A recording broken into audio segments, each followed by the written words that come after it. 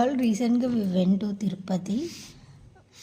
అట్లనే Tirupati 2 days trip వేసినాం అనమాట. ఒకరోజు దర్శనం అయ్యింది. ఇంకా సెకండ్ డే వచ్చేసి లోకల్ టెంపుల్స్ కూడా తిరిగినాము. అక్కడ అంటే బుక్స్ అమ్ముతున్నారు. జనరల్గా మనం బుక్ సైడ్ వెళ్ళాం కదా, బట్ ఎందుకో నాకు వెళ్ళాలనిపించింది. నేను కూడా అందరిలాగానే బుక్స్ అయితే పెద్దగా కొనే బ్యాచ్ అయితే కాదు, but this attracts me more. చాలా మంచిగా అనిపించింది అక్కడ చూస్తే. ఇప్పుడు మామూలుగా ఇస్కాన్ వాళ్ళు ఉంటారు కదా, వాళ్ళు కృష్ణ డివోటీస్ ఉంటారు కదా, జనరల్గా వాళ్ళు అమ్ముతున్నారనమాట. మేము ఇది పాపనాశిని దగ్గర తీసుకున్నాము. It's life style of Krishna, personality of Krishna అని ఉంది. దిస్ కమ్స్ విత్ 4 వాల్యూమ్స్ అనమాట. తీనాను ఒకసారి.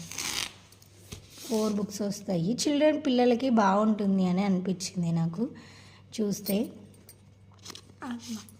ఏంటి అని అంటే బొమ్మల కథల్లాగా ఉంటుంది ఇది.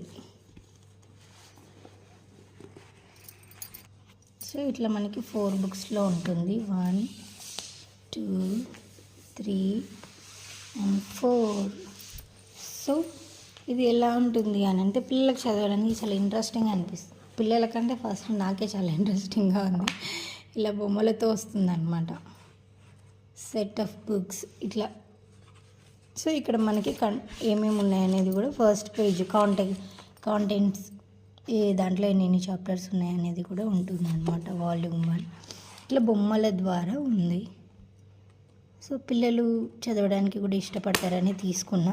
మా చిన్నుకున్న వాళ్ళు అయితే అక్కడ చాలా అప్రిషియేషన్స్ ఇచ్చారు. ఎందుకంటే నువ్వు కొంటున్నావా అని మా పాపను వాళ్ళు చాలా అడిగారు కదా నాన్న. అవును. సో అట్లనే వాళ్ళు లక్ కూడా విష్ చేశారు అనమాట. మంచిగా చదువుకోవాలి అని చెప్పారా నీకు? చెప్పారు.